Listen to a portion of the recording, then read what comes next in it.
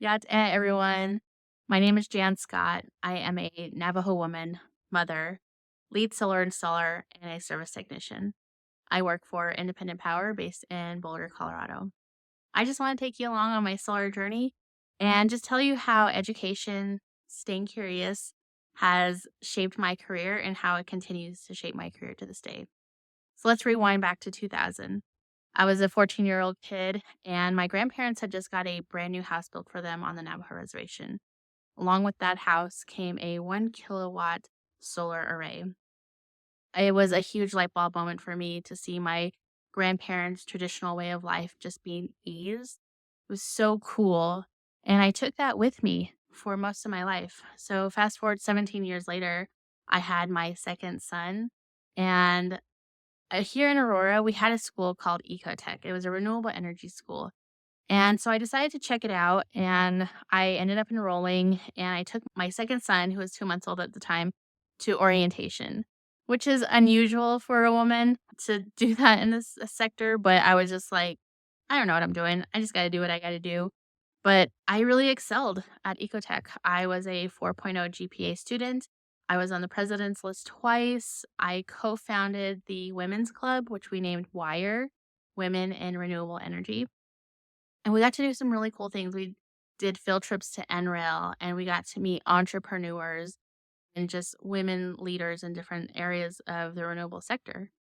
It was so much fun. And while I was in school, I also got to volunteer with Grid Alternatives and they did a We Build and it's their Women in Energy build. And so I got to do that. And this is my first introduction into solar. And I thought, all these awesome women and we get to do this in solar. Like, yes, sign me up. This is what I want to do. And little did I know that's not quite the case. But I took that with me because now I have all these amazing women colleagues and coworkers, and they're all just awesome, badass women. And so that being said, I actually got to do We Build two more times in 2019 and most recently 2024. And I got to do really cool builds with Grid Alternatives. We did a 1.2 megawatt system for the U Mountain U community. We did solar for Denver's homeless shelter, and we also did Denver's Habitat for Humanity building.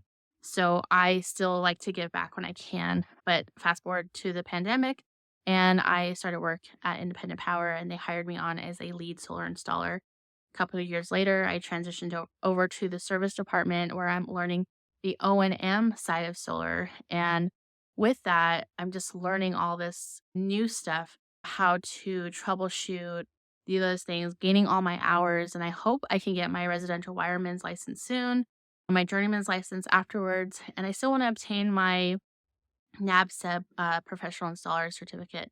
So the goalpost keeps moving for me. And I think that's really healthy for everyone to stay in a learning state and always have your goals moving. And for me, most recently, a full circle moment was I got to teach for Red Cloud Renewables Bridge program. And this is a program that's near and dear to me because my solar journey helped secure the funding for this program. When we were planning it, I didn't know these women's names or faces, but when I was there teaching and I saw them and I was like, you are the one we were looking for. You're the one that we wanted. And it was just a really cool full circle moment for me. And I just want to encourage women, female identifying peoples, to just go out there and try it. If this is something that you're interested in, if you might like it, go for it. See if you can get a working interview because then that'll really tell you, like, okay, this might be it for me. And find people who will help encourage you along the way.